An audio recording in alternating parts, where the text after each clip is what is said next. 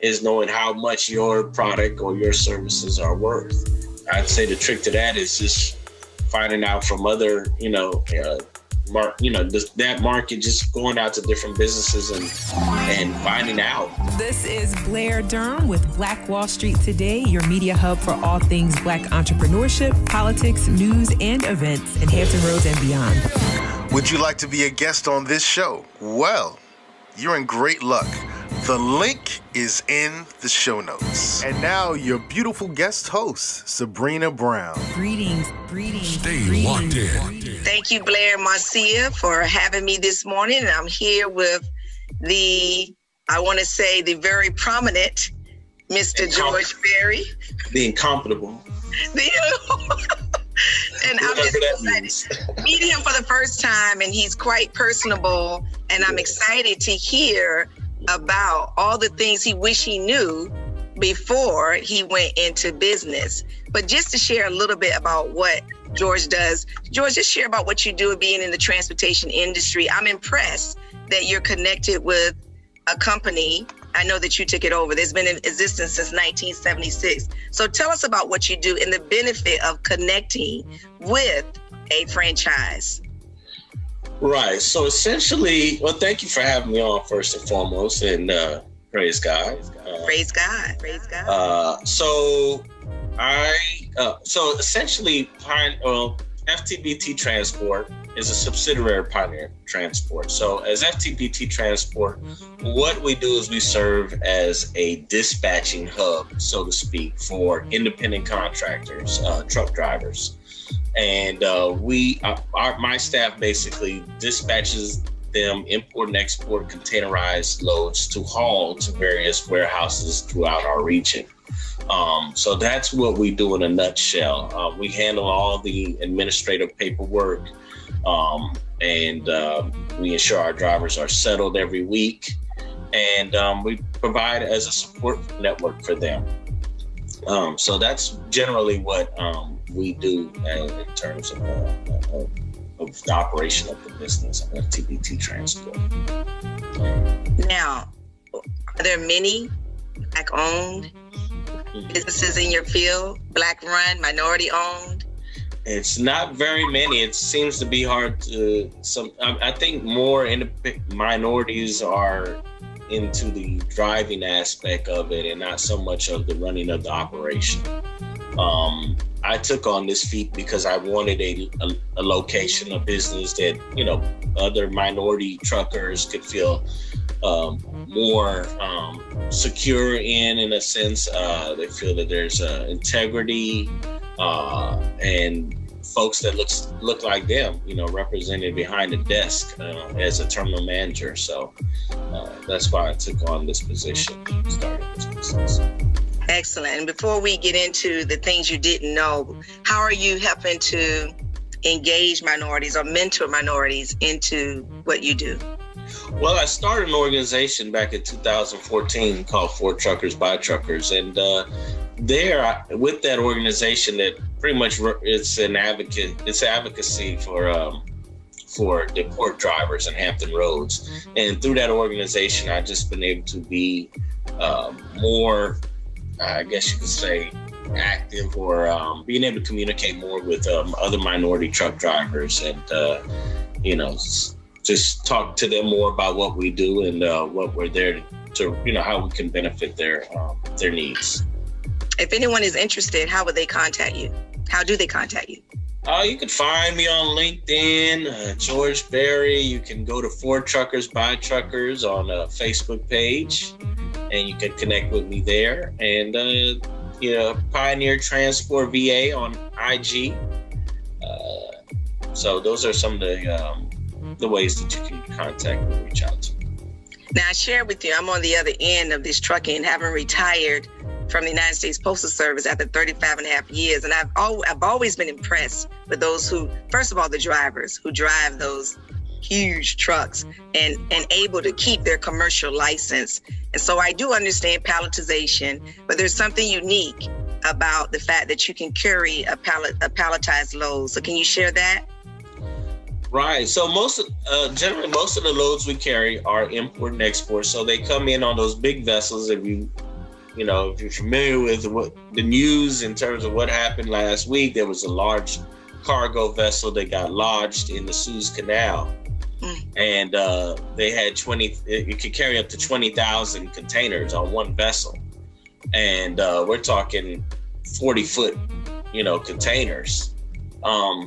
Those loads are already loaded in, say different countries, China being one of our main importers. And it comes already in containerized, in a container, and they're offloaded by the docks for workers at the various facilities that we deliver to. So we don't necessarily load any of the freight ourselves. The truck drivers are just there to, move the freight in transit. All righty. Well, let's get into your wisdom here. Tell us about some of the things you wish you knew before you went in business. Great. So I have a few notes here jotted down, some of the experiences I've been through, and hopefully it can help any of you all out there that's listening, considering starting a business or just on just at that starting line and want to help get over it. So hopefully this information I provide for you will be helpful in the future. So number one, I think it's important that you pick your passion and just not quick money. If you're going into business just thinking, hey, I'm going to make lots of money and I'm going to jump out or whatever the case may be, this may not be for you. So pick your passion, find what you're interested in. You don't want your job or your business to feel like a job. You want to feel like it's somewhere you enjoy going to, and that it's something that you've always wanted. That there's a need for it, and it will make your business a lot more enjoyable. So I always say, I'm not going to work, I'm going to the office. Because if you're going to work, then you're the employee. So you should be in a place where you're managing your employees and running your business. So start with picking your passion first. Next, do your proper research to avoid oversaturation or over-indexed industries. Try to find something that, is not, when I say oversaturated, I mean there's too many of them. There may be too many barbershops. There may be too many salons, depending, not saying that you can't select those industries, but just see, is there too many in the market that you're in now? Is it over-indexed? Is it too many car washes out here and you want to start a car wash? See if you can find something a little more unique that, folks will say, well, that's the only place in town that you can get it. So look at doing something of that nature. In terms of my industry, it's like, what type of services can we specialize in trucking?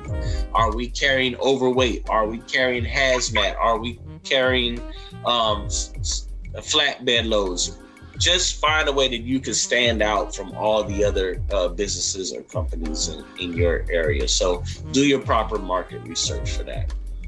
Next, I would say how simple it can be if you invest the time to learn how to establish your own entity. So instead of perhaps hiring a CPA or attorney, nothing wrong with those folks out there, but see if you can, start, get your LLC or S Corp. Find ways that you can do that on your own and not necessarily have to pay somebody else to do them. You can get your tax ID, your city business license, your state certified, get state certified, your Duns and Bradstreet number, and get SWAM certified. All those different things that I just mentioned, you can practically do on your own. So you don't necessarily have to go through, those different professionals to get what it is that you're trying to accomplish. So look at doing it yourself. Next, I would say partnership may have many pitfalls, especially when it comes to a relationship, friends and family. Sometimes a dissolution, which is basically breaking up the partnership, it can feel like a divorce. How do I know? I've been there and I've done that. So try to find a way that, as you have in a partnership, how just decide that's really the route you want to go in. You know, really have those heart-to-heart conversations with whoever you want to do business with. You know, are you trying to do it with a girlfriend or a boyfriend? You know, that can sometimes go south, and sometimes that can cause your business to go in that same direction. Friends, you know, it can work. But if it doesn't work out, not only do you lose a business partner, but you can lose a friendship too. Yes, and that can be emotionally draining, you know, and a distraction when you get involved with those who you're friends with. But of course, we're talking about keeping everything in writing so that we understand what we agreed to. I agree. And family, you know, you want to go into business with your family, that could cause turmoil if it doesn't work out. So you have to have those tough conversations ahead of time to say, you know, I was one of those folks that didn't think it would ever happen. Nah, he's good. He's so mellow, you know. And when that day came, and he was like, "No, I don't think I want to do this anymore," and you know, we had to go through that whole dissolution process. It was tough because I was feeling like I was really losing a partner there, a friend, and you know, you're dividing things. You're deciding if you really want to take on that entire operation on your own, and that was definitely a challenge to say the least. But in hindsight, I'm glad I made that decision, because I almost just walked away as well, because I was, you know, nervous. I was like, man, can I do all this on my own? You know, I'm losing my partner. So just things to think about. Next, I would say scale up slowly. The earth wasn't built in a day. So take your time to build up. You don't have to say, you know, for my industry in particular, you don't have to say, I'm going to go out there and buy 10 trucks so I can have 10 trucks. Now your challenge is finding 10 drivers, and you can't go out and purchase them.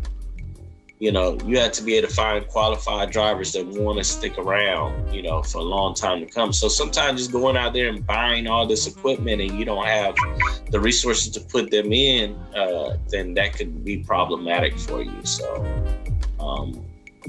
I would say try to scale your business as slow as you can, and you'll get there. You know, you may not be a millionaire the first year, but, you know, keep working towards it, and hopefully that day will come for you. Build your network by joining the industry organization or committee. The one I joined was the Tidewater Motor Truck Association. We were talking about that before the meeting started. And just to get involved and knowing what's happening in my industries, who are the movers and shakers, who are the folks that you can network with, possibly get you more freight, or get you more business. It's important to get connected. You know, if you're a teachers organization, give a teachers organization. I don't know, if there's a barbershop organization, get with those folks. Just try to get plugged in. And a great resource, give a shameless plug, is Black Brand, where you can find a plethora of different business owners and different fields that can be definitely helpful. I don't know if it's a good time to start answering the questions. I have or do you want to just jump in? You let me know. Oh no, I'll just go ahead and ask you: Is the industry still thriving what you're in, and is this a good time to start a trucking business? You know, I kind of have a bias with that. I might not be the right person to ask for that, because I'm sort of pessimistic in our industry right now. I feel that we're almost in a dying industry, and I'll tell you why. One of the reasons I think young people aren't as interested in trucking as they maybe, you know, once were. There were young, you know, people getting into the industry. First, you have to be 21 to have a CDL. So you can't just, you know, become a truck driver right out of high school. There are some legislation that they're trying to change that to maybe 18, but nevertheless, so I don't know how that would look, but an 18-year-old behind an 18-wheeler, I'm not sure. But we do need more truckers in our industry. I think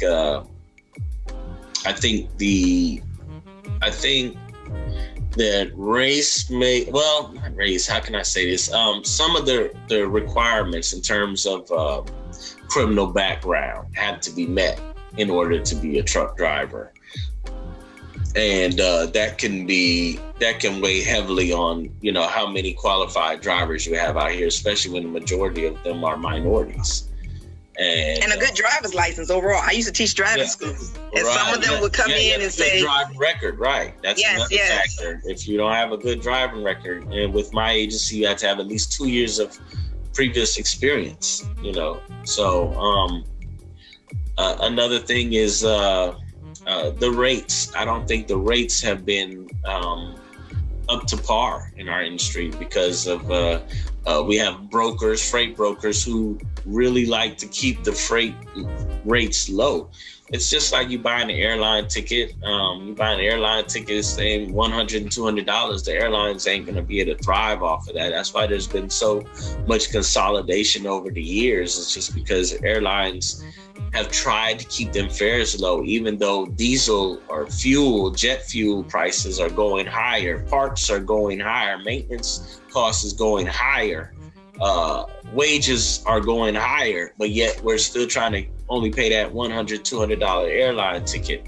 It's the same thing in my industry where the brokers are trying to keep it at the best rate. In other words, it's the lowest rate for you to haul their freight. And drivers are complaining, they can't sustain their business on low rates.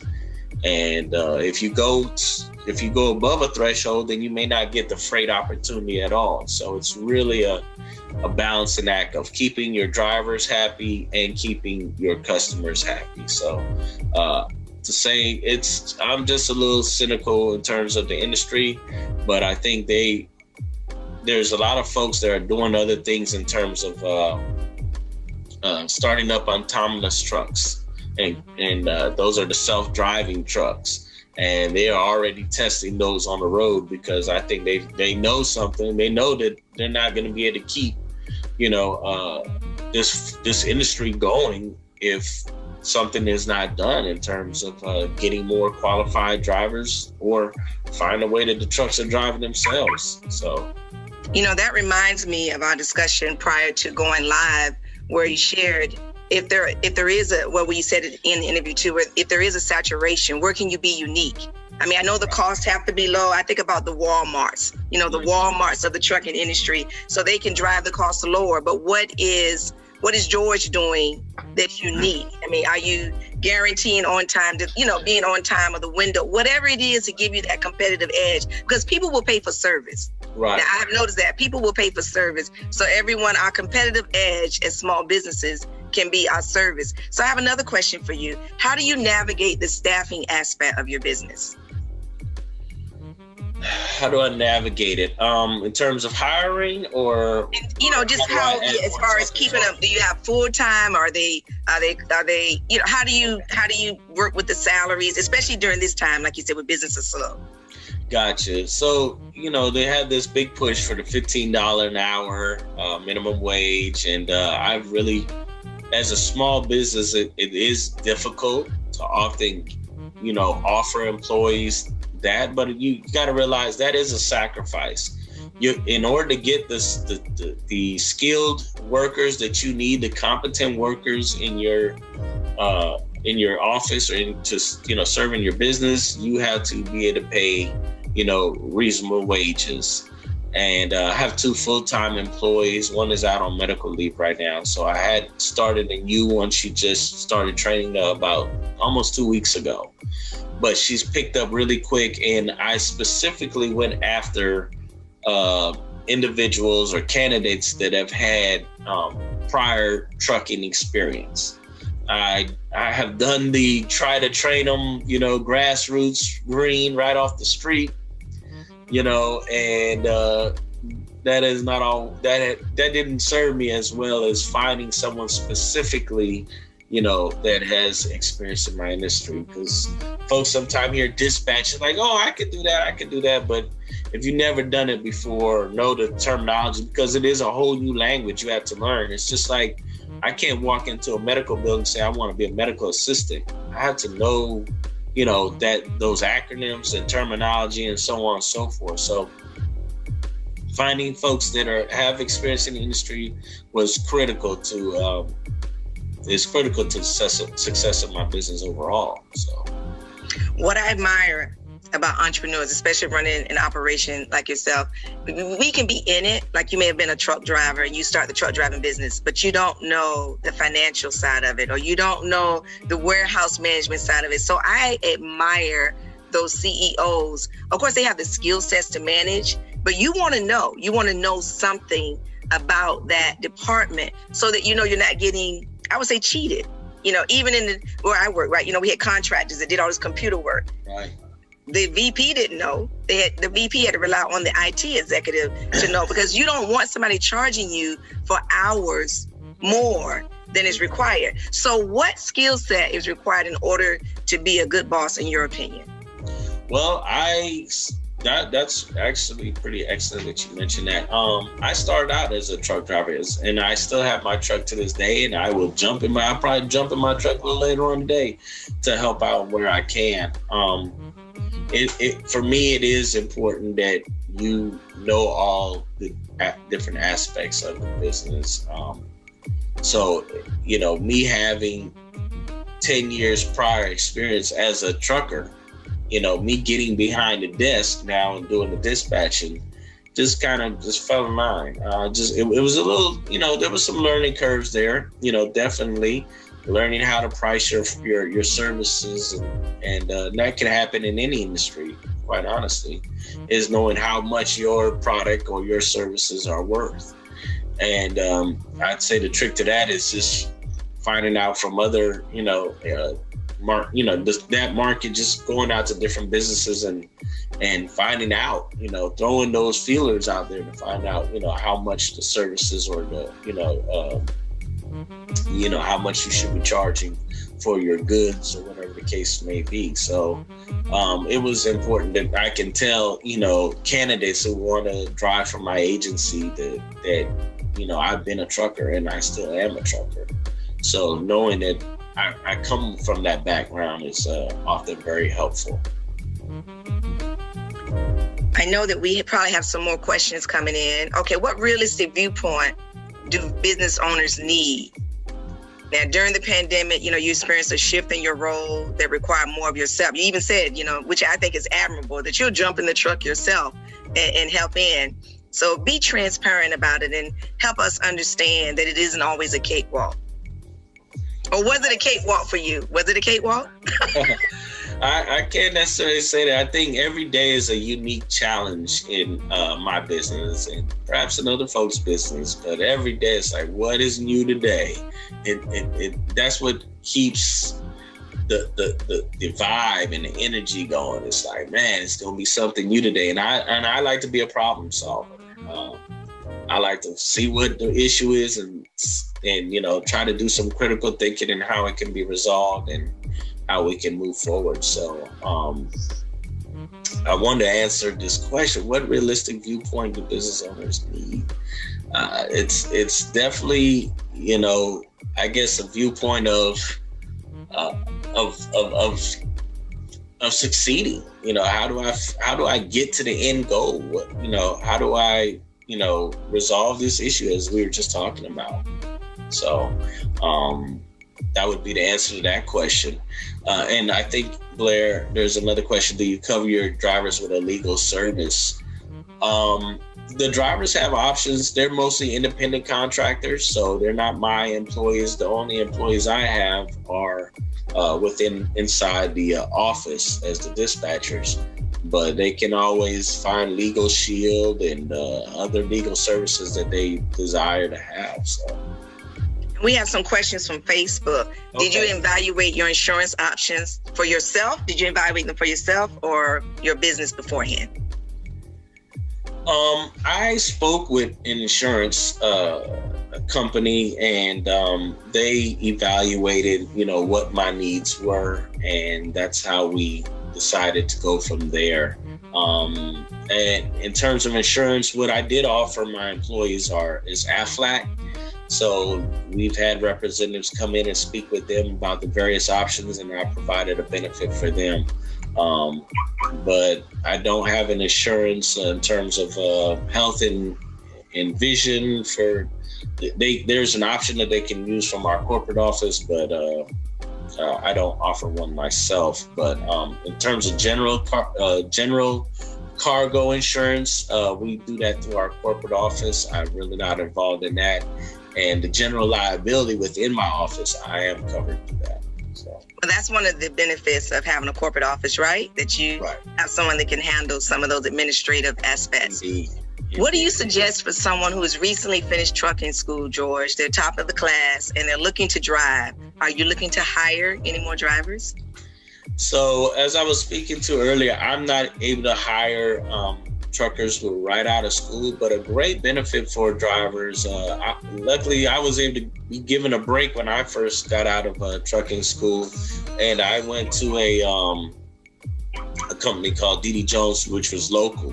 So there are a few companies that are around that will allow, will permit new truckers coming in to the business to start locally. But I think another great direction is maybe a little OTR, that stands for over the road, meaning they would go with one of the upper echelon companies like a Warner or a Swift. They can oftentimes take on new drivers, and drivers could get their experience through that way. So by the time they're ready to come back after, say, a year, 2 years, they'll be very well familiar with the road and its challenges.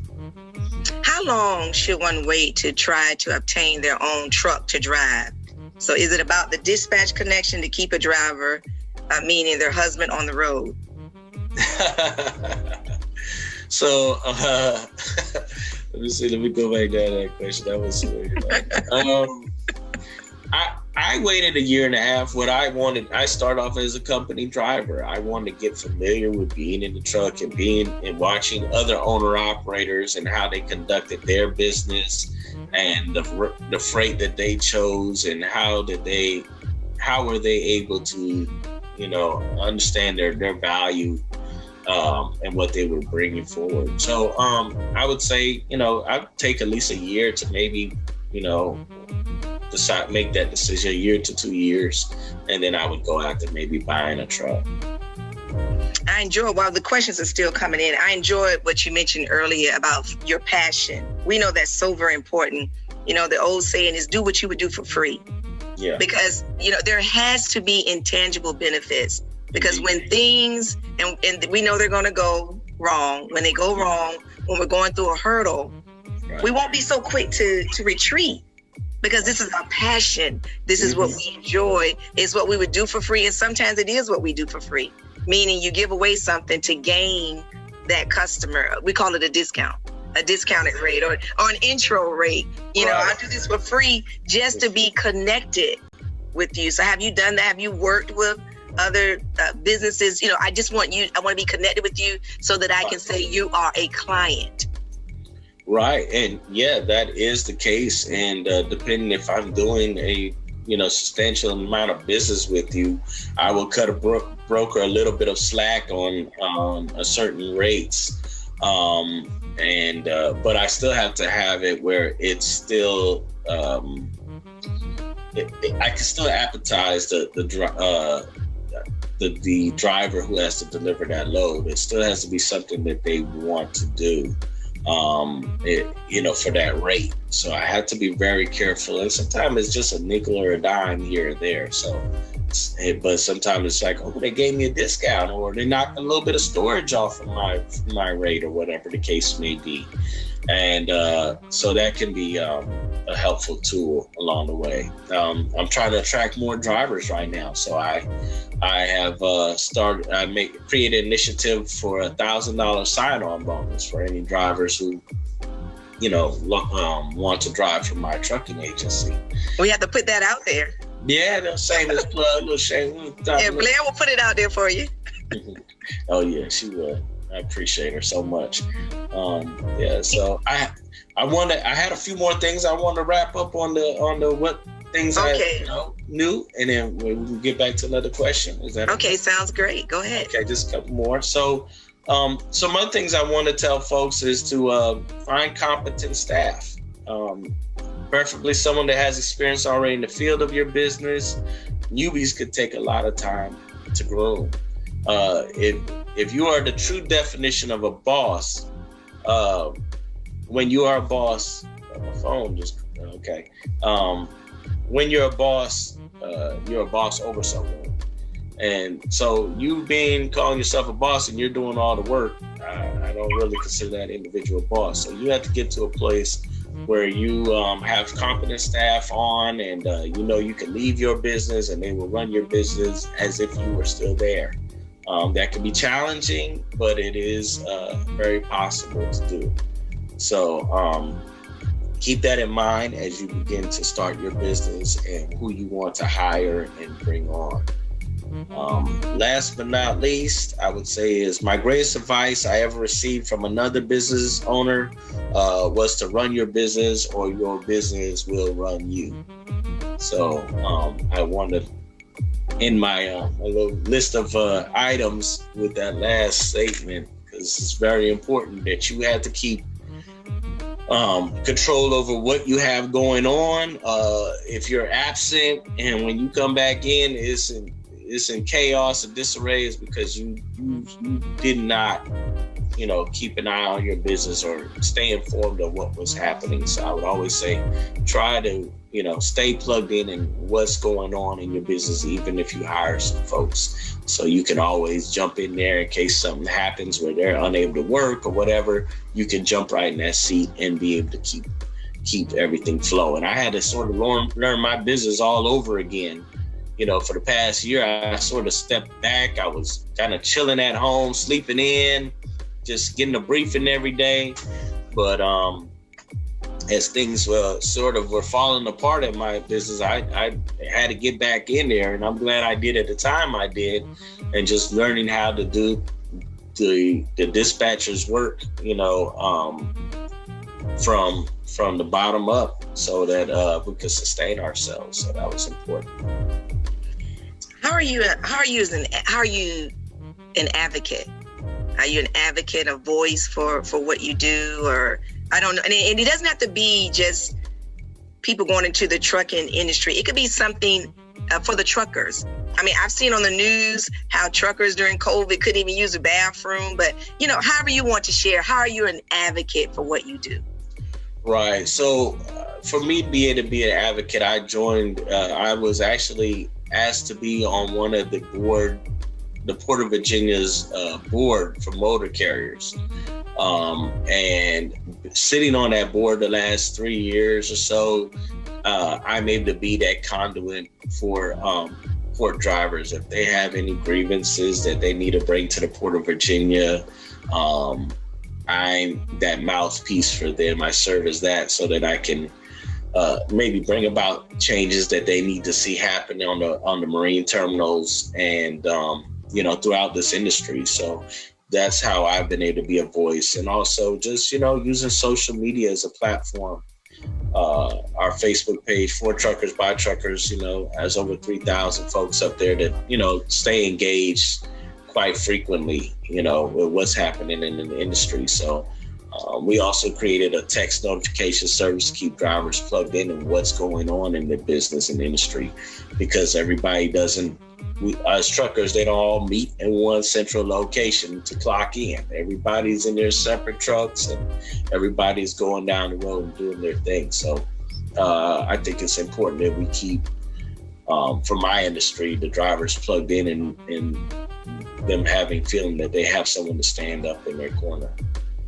How did going in business create new opportunities for you? I mean, they're probably unforeseen opportunities. Can you think of any that you're like, wow, I didn't know that this door will open for me? Well, I think it's, for me, I'm just in a place of where I want to scale my business more, quite frankly. And that is challenging just because there's a lot of zoning laws, and that's another thing business owners have to keep in mind as the zoning laws. So just because you want to start a business in a particular place doesn't mean that you'll be granted that if the zoning doesn't permit it. So with trucking, it's the same way. There's certain ordinances in the various cities that dictate where a trucking company can actually, start, have their business rooted. And that has been a big challenge in our area. For this to be a large port town, it's not the most friendly when it comes to trucking companies and them having locations and where they can put their business. So to be able to scale my business is definitely one of the directions I'm trying to take it in. I'm not sure if that really answered your question. No, it answered it because that was your response. It's fine. Now, before I ask the next question, I do have a comment. I used to teach driving school. I did it part-time. So it's imperative that I would have students in there with their commercial A license, and they say they would be in jeopardy of losing it. So they had to come to driving school. So it's imperative that we understand that just from hitting a bad, infraction, you may use your commercial license. So how did you fund your business? What was the process? So funding my business, it was more of just a startup cost per se. And actually I was still driving for another company while we were trying to scale up our... That's smart. We have now, yes. So we would take revenue from that, and me and my business partner would split any of the costs, the office rent or whatever the case may be, at a 50-50 rate. And we would, as our business began to grow, I drove less for the other company. So that I was like, hey, look, I'm driving for my other company. And that was, those were certain programs called trip leasing at that time that we were able to do. It's not a lot of trip leasing opportunities around anymore because a lot of companies know that there's a lot of insurance issues, and then we have electronic logs now. So it's made it a little more complicated to do it in that method. But that's how I was able to grow my business at that time. We have a question from an attendee, and I think this is very interesting, and it's good that managers know how to handle conflict. So as a small business owner, you have employees. How do you handle internal employee conflicts? So, and I definitely have had those. Sometimes you have to get to a point where somebody's got to go. It can be that. But before you get to that drastic step, it's I would have constant talks with both of the individuals, and then sometime I would have them separately. I would say, hey, look, I take them outside and just have a conversation with them, and then, say we really need to, resolve this and we need to move forward. So that would be, I think sometimes those are the easiest way of doing things. Sometimes just take them out to lunch and just, maybe they can find things that are in common. Yeah, we gotta do things like that time to time. But, I think that is just the most adult way you can kind of go about it. It's like, look, how do we move forward? We need to do this, or I would let an employee stay, while other employees be like, look, I can't work with this individual. And I was starting wondering, was it that employee the whole time? So, you just have to work that situation just like family sometimes, because that's what they sort of become when you're spending so many hours a day with them. Like, come on now, don't do cousin Junebug like that. Work it out amongst each other and try to resolve whatever the conflict is. And so, when you said that sometimes you have to let them go, Blair had a chat. Speak, George, speak. You do have to let them go. But I can imagine, especially if you're a people person, that it's a very difficult thing to do, because it's people need income. Right. And maybe they dug their own grave, but when it's not when someone's stealing, that's you don't have to, you're not gonna lose sleep over that. Right. But when it comes to them really trying and just not being able to get it, I think about the emotional toll, on managers or owners when they have to let someone go knowing that they're trying their best, but they're just not cutting it. So I see this speaking about my staffing issues. So I'm going to speak a little bit on that, why it was challenging for me, and maybe somebody else out there have this background and has found it challenging. But I came from a military background. I served in the Army for 8 years. So being that, I got to a level of sergeant, and I was a squad leader, and I had soldiers underneath me. And if anybody out there has ever been in the military, they know that you can't just necessarily fire your soldiers that, are underneath you. And I sort of took that mentality into my civilian business, because I had an employee that, just wasn't the most competent. And I just felt like, and how do I try to shift this, how do I get this person into shape? I don't want to fire them, because I've invested a lot of time in training them and getting them, up to speed in this industry. And I wanted to keep them around, and I felt like maybe I could work at correcting all their deficiencies and without firing them. And that had became such a challenging, task for me, is how would I keep this individual on? And, folks were like, man, get rid of them, and I'm like, man, I just don't know how to really fire someone. And so I think it has to get to that point where you're like, okay, look, you're watching your revenue go down and you're seeing all your losses, that you need to say, look, all right, it's time for me to do something else in this situation. So I'm sort of revamping my business as we speak, bringing in new talent, so to speak. And I feel a lot more confident now. And it feels so good that I made those choices. So. As a point of clarity for the effervescent, loving, and very friendly Blair, she didn't say speak George because she's an advocate of having people fired. She just knows you've been in the trenches with staffing. So I want to make sure everybody out here in Facebook land knows that, and those who are attending with us, because we know Blair is a sweetie. But I also know that, that staffing, as you mentioned, can be a problem.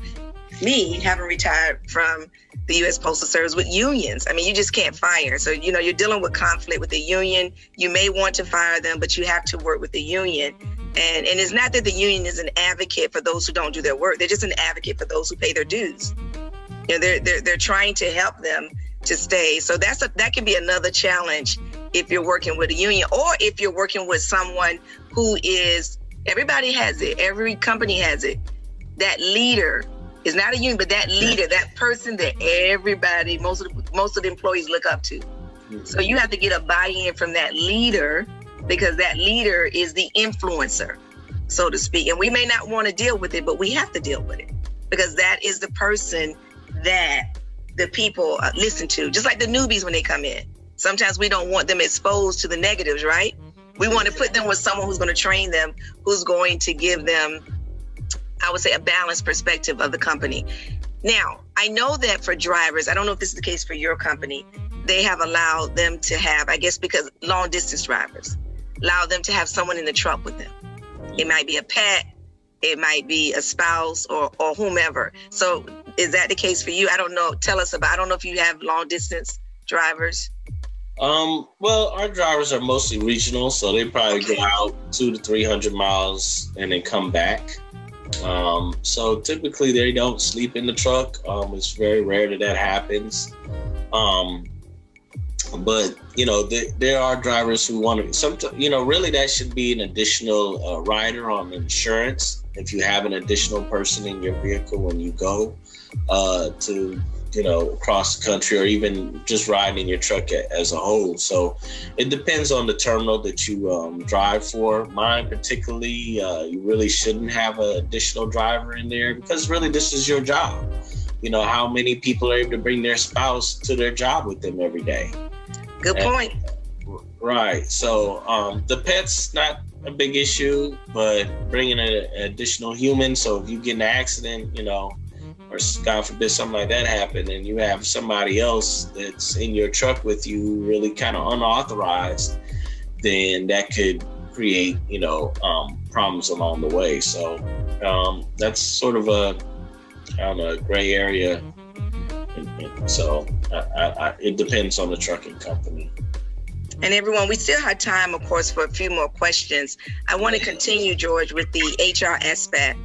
How are you, as far as, does your corporate office handle that too, as far as signing up for insurance or their health insurance, so you don't have to deal with those aspects as far as, even with those who are in the reserves, being able to honor them going on reserve duty, you don't deal with that part of it? Right. So, mostly my HR department, corporate office would deal with things of that nature. So that's the benefit of me being sort of like a franchisee, that, those things are handled through them. We do have insurance plans that, we can deduct the employees from. And the truckers are sort of on their own. That's why they're the independent contractor. They're not my employees. So any insurance that they need to have or whatever, that's really what they seek out themselves. So. Okay, so with independent contractors, you still have your standards, so you still have to offer remedial training, right? Refresher training to make sure I don't know if you do that or not, as far as what they have to do when they dock, how they safety measures. You don't have to do that per OSHA. Now this is my question. No, not a problem at all. The drivers are required to recertify when, for their driver's license themselves.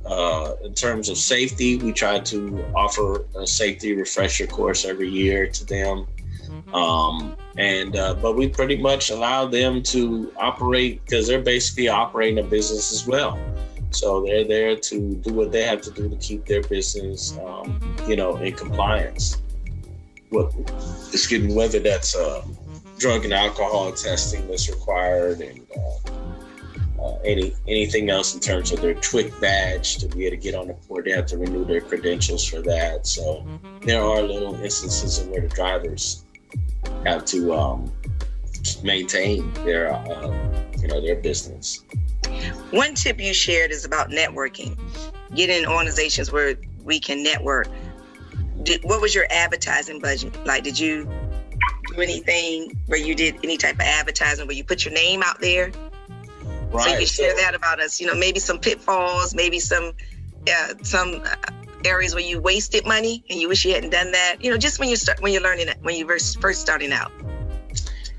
Right. So sometimes you can fall into those pitfalls. Like I got this guy that calls me every so often, he always has some ridiculous joke he starts his conversation off with. It's like an icebreaker, and I end up buying 150 ridiculous pins that I really don't need. So I try to get rid of them as folks come in and say something like, I stole this pin from FTBT Transport, have our number and stuff, like little gimmicks and stuff like that. But I've put banners out if I'm seeking drivers. Most of my costs associated with that, those yard signs that you may see around. I'm advertising for drivers through that. And of course, spending budget when it comes to, Craigslist or Indeed's, those different type of sites where I can advertise for additional drivers, is the most my budget extends in terms of marketing. You have a sales team, do you have anyone representing you going out to obviously business to business field? Yes, that's me. Okay, all right. Actually, that's fine. Actually, so it's been times where I've taken my staff out. If we went really low on drivers, I'd take my staff out and we would get water bottles and we would stand near the port. We'd hand the drivers a cold water bottle with a flyer for our business. I mean, we would advertise like that. So basically standing on the street corner, waving down drivers, running up to trucks and handing them a brochure and a cold water, a cold Gatorade or something of that nature.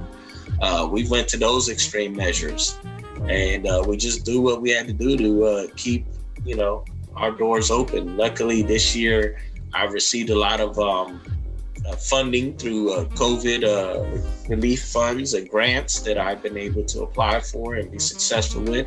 As a matter of fact, I just applied for one yesterday through Chesapeake, the city of Chesapeake. And that funding has allowed us to sustain, through these turbulent times.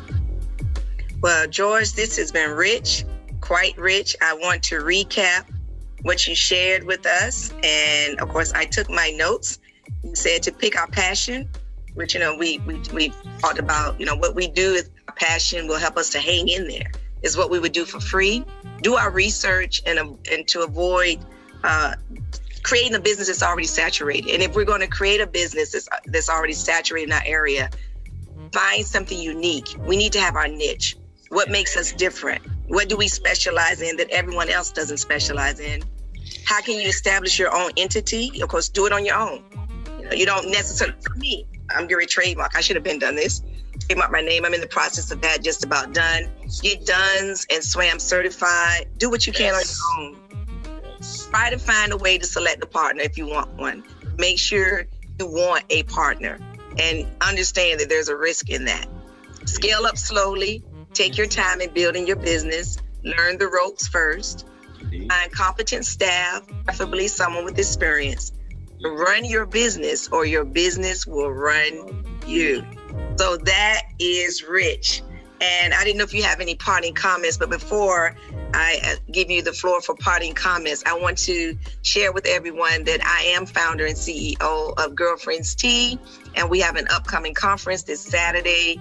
It's called Crystal Clear for the Good of Society, and that theme means we need to be crystal clear about our purpose and our talents. Otherwise, we're no good for society. How can we help others unless we're clear in what we do? So if you're interested in attending our conference, it's going to be dynamic. We have over $2,100 in door prizes. So we're excited to be giving those away. One of them, namely, is Bruce Thompson donated a room stay at the Hilton and dinner for two. And I personally have 4 $50 gift certificates to Brothers. So shout out to Brothers.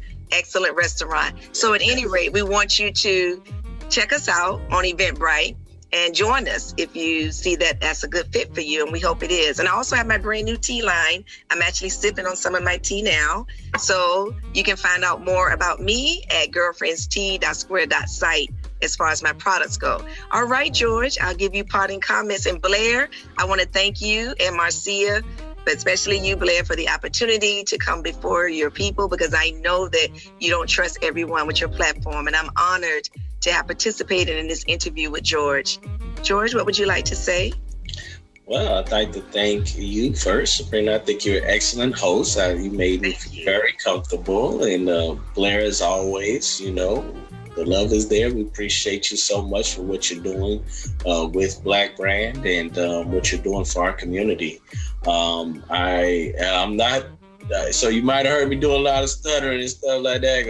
I'm not much do a lot of interviews, but you did a great job. Great job. Thank you. Your personality. Sometimes people speak well, but your personality. Well, thank you. Great. So you did a great job, and you're good at what you do. So make no excuses, George. You know what you know. You're making money, so that's good enough. And dear, thank you so much. And I hope some of the information that we shared today. You took great notes, by the way, Sebrina. Oh, I'm a great student. But you made me feel like my words really resonated. I think they did. Wouldn't you agree? Mm. Oh, Blair's drinking my tea. She said she's drinking Spearmint Energy. Shameless plug. Thank you, Blair. That's right. I love Spearmint. Blair, how'd you get that? Oh, that's Marcia. Okay, I got to get Blair something now. I done misspoke. That's Marcia. Blair, I'll get you a bag. But George, yes. And I want to connect with you. I know you're on LinkedIn. We have some things in common being in the same field. So I just want to connect with you regarding some of the things that you mentioned. And everyone else, I encourage you to do the same. So remind us again how we can connect with you. Right, sure. So LinkedIn is a great platform. You can find me, George Berry. You can also find our Facebook page for our trucking. You can find Pioneer Transport, VA, or For Truckers, By Truckers. You can also find us on the gram, Pioneer Transport VA. You can add us there. So, yeah, and come to any Black Brand meetings we may have face-to-face in the future. You can. That's right. We're going to have them in the future. Yeah. Blair, I'm honored to be a member of Black Brand. Everyone, have a beautiful rest of the day, and please support Coffee Connect. Share it, because this is an excellent platform for all of us to learn something, because we can learn something from each individual. All right. Thank you, George, again. Blessings to everyone. Y'all have a good evening. Have a great, blessed good day. Everybody. Yeah, all that good stuff. Enjoy that sunshine. Enjoy that sunshine. I also want to remind you about our upcoming real estate conference. It's HR RealCon 21, our 5th annual real estate readiness event. We are so excited. We've expanded the event to comprise 2 days this year. So I will kick off on Friday evening, April 30th, with a segment from Danita Hayes of Victory Allegiance Realty and Wall Street Cafe. She's also the founder of a new movement, Women Flip Houses Too. She's one of the most successful real estate brokers in the Hampton Roads region. This new movement is all about, of course, empowering women with the tools and information that they need in order to achieve success in real estate. We'll also have on Friday evening a piece on wholesaling for dummies, and this segment is hosted by none other than Seiko Varner, the founder and CEO of Positive Vibes Incorporated. He'll be bringing some other wholesalers to the table, talking through certain aspects of private money lending. He's one of the most recognizable faces in Hampton Roads easily. And so I certainly want to invite you to participate in the Friday session as well as the Saturday session. So Saturday morning, come back for a mini first-time homebuyers course sponsored by Virginia Housing Community Development Corporation and James Taylor. During this mini course, we'll learn about available grants to lower closing costs. We'll talk about how to shop for a realtor, and we'll look at what the market is doing now. We also have a Buy the Block segment with Clarence Harris, a building a successful real estate business with Kit Lockett, another segment with Seiko Varner focused on, again, the private money lending piece, and we'll conclude with a real estate roundtable. We'll bring all the professionals together and get some closing thoughts, no pun intended, final tips. It'll be a brief discussion on how to get started in real estate right now. This event is also free and open to the public. This event is also virtual and accessible from wherever you are. And this event can be registered for by visiting our website, blackbrand.biz, BLACKBRAND.biz. Again, a free event. You can register blackbrand.biz.